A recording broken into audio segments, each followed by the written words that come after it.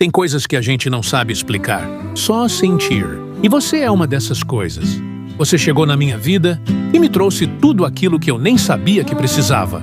Carinho no olhar, respeito nas atitudes, amor nos detalhes.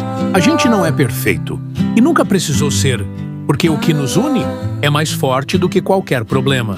Já enfrentamos dias difíceis, noites em silêncio, momentos em que o mundo parecia desabar, mas nunca soltamos a mão um do outro.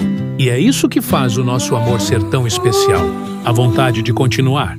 Mesmo quando tudo parece nos empurrar para longe, você me ensinou que amar também é ter paciência, é ouvir, mas ouvir com o coração, é cuidar, mesmo nos dias de tempestade.